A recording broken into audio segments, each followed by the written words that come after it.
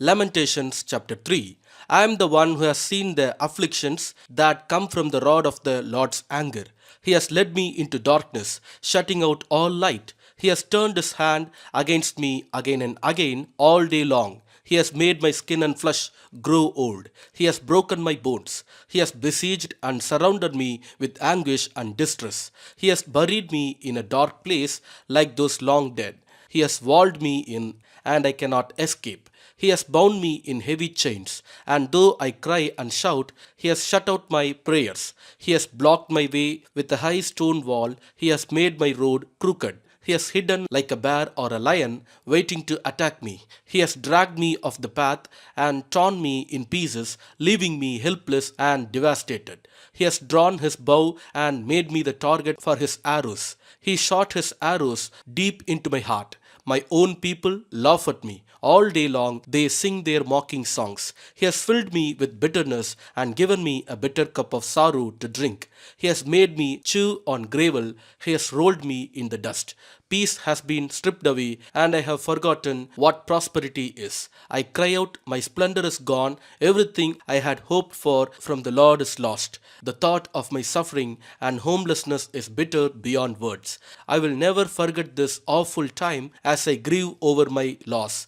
Yet I still dare to hope when I remember this. The faithful love of the Lord never ends. His mercies never cease. Great is His faithfulness. His mercies begin afresh each morning. I say to myself, the Lord is my inheritance, therefore I will hope in Him. The Lord is good to those who depend on Him, to those who search for Him. So it is good to wait quietly for salvation from the Lord, and it is good for people to submit at an early age to the yoke of His discipline. Let them sit alone in silence beneath the Lord's demands. Let them lie face down in the dust, for there may be hope at last. Let them turn the other cheek to those who strike them and accept the insults of their enemies. For no one is abandoned by the Lord forever. Though He brings grief, He also shows compassion because of the greatness of His unfailing love. For He does not enjoy hurting people or causing them sorrow. If people crush underfoot all the prisoners of the land, if they deprive others of their rights in defiance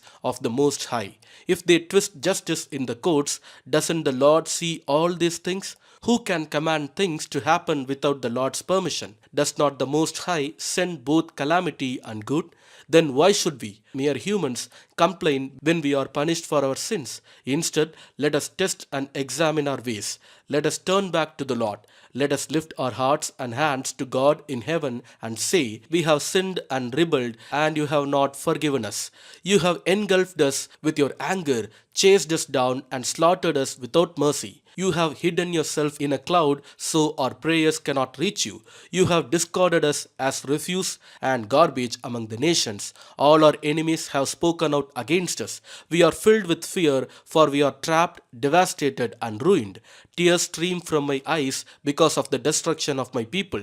My tears flow endlessly. They will not stop until the Lord looks down from heaven and sees. My heart is breaking over the fate of all the women of Jerusalem. My enemies, whom I have never harmed, hunted me down like a bird. They threw me into a pit and dropped stones on me. The water rose over my head, and I cried out, this is the end. But I called on your name, Lord, from deep within the pit. You heard me when I cried. Listen to my pleading. Hear my cry for help. Yes, you came when I called. You told me, do not fear. Lord, you have come to my defense. You have redeemed my life. You have seen the wrong they have done to me. Lord, be my judge and prove me right. You have seen the vengeful plots my enemies have laid against me. Lord, you have heard the vile names they call me. You know all about the plans they have made. My enemies whisper and mutter as they plot against me all day long. Look at them. Whether they sit or stand, I am the object of their mocking songs. Pay them back, Lord, for all the evil they have done. Give them hard and stubborn hearts, and then let your curse fall on them. Chase them down in your anger, destroying them beneath the Lord's heavens. Lamentations chapter 4. How the gold has lost its luster, even the finest gold has become dull. The sacred gemstones lie scattered in the streets. See how the precious children of Jerusalem, worth their weight in fine gold, are now treated like pots of clay made by a common potter. Even the jackals feed their young, but not my people Israel. They ignore their children's cries like ostriches in the desert. The parched tongues of their little ones stick to the roofs of their mouth in thirst. The children cry for bread, but no one has any to give them. The people who once ate the richest foods now beg in the streets for anything they can get. Those who once wore the finest clothes now search the garbage dumps for food. The guilt of my people is greater than that of Sodom, where utter disaster struck in a moment and no hand offered help. Our princes once glowed with health, brighter than snow, whiter than milk. Their faces were as ruddy as rubies, their appearance like fine jewels. But now their faces are blacker than soot. No one recognizes them in the streets. Their skin sticks to their bones. It is as dry and hard as wood. Those killed by the sword are better off than those who die of hunger. Starving, they waste away for lack of food from the fields. Tender hearted women have cooked their own children. They have eaten them to survive the siege. But now the anger of the Lord is satisfied. His fierce anger has been poured out. He started a fire in Jerusalem that burned the city to its foundations. Not a king in all the earth, no one in all the world would have believed that an enemy could march through the gates of Jerusalem. Yet it happened because of the sins of our prophets and the sins of our priests who defiled the city by shedding innocent blood.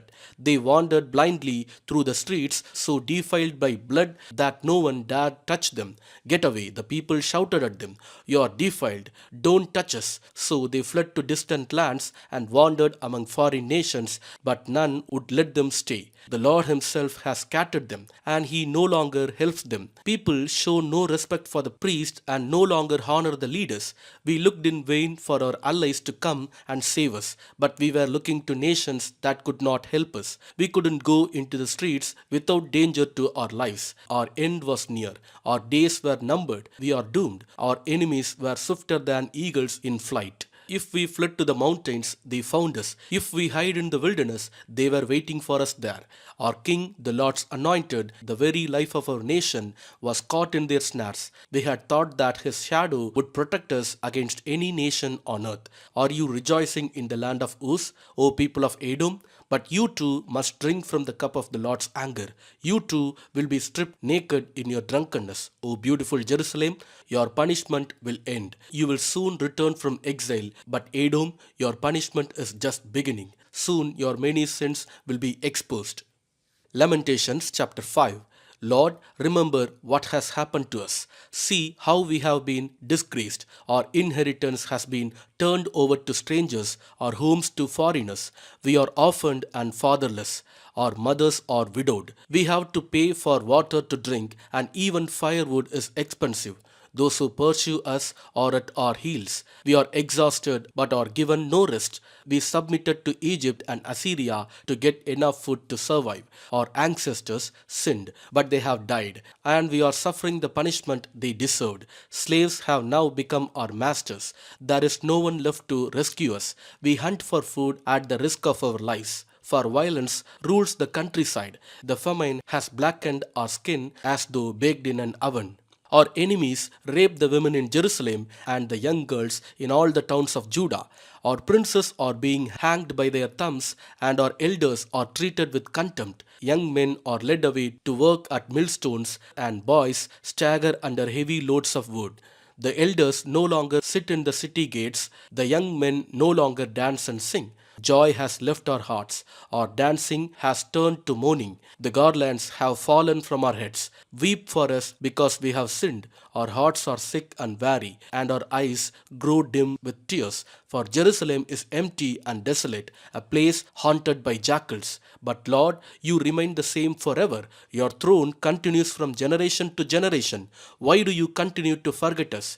Why have you abandoned us for so long? Restore us, O Lord, and bring us back to you again. Give us back the joys we once had. Or have you utterly rejected us? Are you angry with us still? Isaiah chapter 29. What sorrow awaits Ariel, the city of David? Year after year you celebrate your feast, yet I will bring disaster upon you, and there will be much weeping and sorrow. For Jerusalem will become what her name Ariel means, an altar covered with blood.